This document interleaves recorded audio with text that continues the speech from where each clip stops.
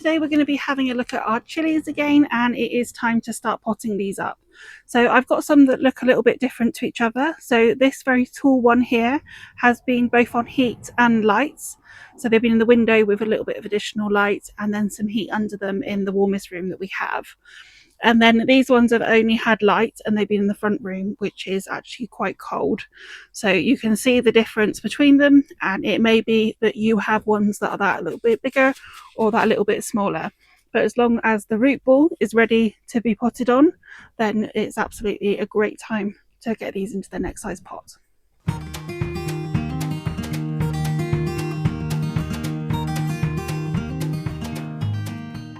And then I also grew some like this in a seed snail, and they've actually done really well. So there's 5 in this snail, and this is the Palavic variety as well. These have actually only been under the lights, so in the front room again with no additional heat past the point where they were germinated, and they are actually looking really, really good. And we're also going to have a quick chat about whether or not it is worth topping your chilies. You may be able to spot at the top of these ones that we're just starting to get some flower buds. When these are large enough, we're going to remove them just by pinching them out with your fingers. This is going to encourage the plant to continue putting growth in rather than flowering, because we want these plants to get bigger before we're ready for that. The other thing I've noticed with the ones upstairs is that they do have these little dots on. This is an indication that I've been watering them a little bit too much. So I'll be keeping an eye on that. And because these have been on heat, I have been watering them that little bit more than the others. So when we talk about pinching out, what we would usually do is literally just snip the very top off of here, or you could go down to the next branch there. Now, this is done to help encourage these side branches that we want to have in order to have more fruit in the end from this plant. However, in the UK, we have a shorter growing season than these plants like. So I found that if you do this, it can knock them back a little bit too far. And by the time they've recovered, they don't have a chance to put on as much fruits as they would otherwise. So it isn't something that I do, but you could absolutely give it a go and see whether or not it makes a difference for you and in your conditions. So the pots that I'm going to use to pot these on today are litre pots. So that's going to take them to just sort of under an inch additional around the sides. A slightly larger pot would be fine as well, but whatever you've got available and that'll work for you is fine. This is the peat-free Manor Farm compost that I use, and it's just going to be added as it is. No sieving, I haven't added anything to it, and we will continue to actually feed these plants as well. And then if you take a pot which is the same size as the ones that they're currently in and just fill round this pot, this is easier if it is slightly larger, then that's just going to give us a way of taking these out and potting them on without disturbing them too much. So just backfill, push the compost down a little. We don't want it to be really forced in there, but we do want it to be firm enough so it doesn't settle out too far.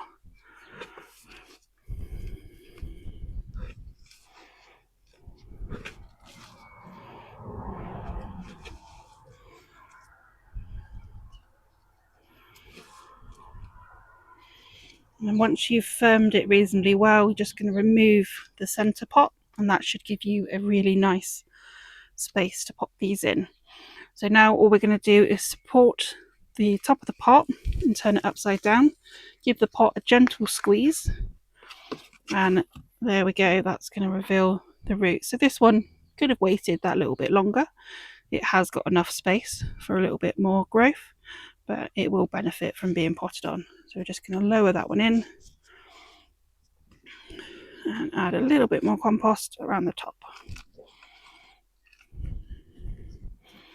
You can see I've already labelled mine, but if you haven't got a label that's attached to the plant, then either write on your pot or add the label to it.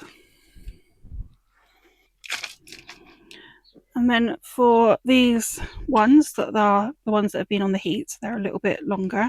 I'm actually going to bury a little bit of the stem on this one, which is going to give it a little bit of additional support.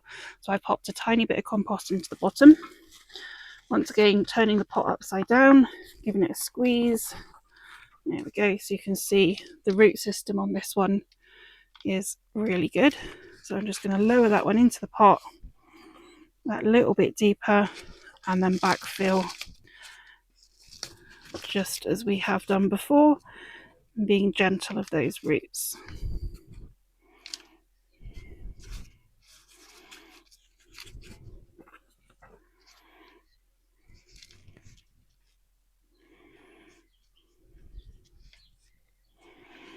That's just going to give it a little bit of additional stability. So these are now just going to be popped into some water to water from the bottom, and then they'll go back into the house for a rest. So this is often what will happen after we have potted on our chilies. So this one has been watered, but it is just looking really sad and droopy. So one of the things that we can do for this now is to pop it back into the house. We can turn the lights off and remove it from any heat initially, and that should just help it recover. Once we are past our last frost date, it's then a good idea to start hardening these plants off. This is really going to help with just building up some rigidity and taking these pampered plants to plants that are able to deal with the elements outside. To do this, the first thing we're going to do is bring them into an area of shade. And we want to choose a day where it's sunny or overcast and it's not very windy or anything like that. So quite a still, gentle day. And we're just going to pop them into an area of shade and just allow them to get used to the natural breeze that we might be having at that point. And then as the time goes on, we can start putting them out into a little bit of wind and into more sunshine. As these plants are not going to be ready to actually go outside until we've got at least 10 Celsius night temperatures, then we're not actually going to be looking at leaving them outside currently. And you may want to hold off and do this that little bit later if your last frost dates are still a while away. If you are growing them under cover like I am, then the outside temperatures are going to be different than our undercover spaces. So I'll be looking at putting mine out when it's 10 Celsius overnight in here, and that can usually be sort of 7 to 8 Celsius outside. So do have a look at getting a thermometer if you don't have one in your indoor space, if that is where they are going to be going.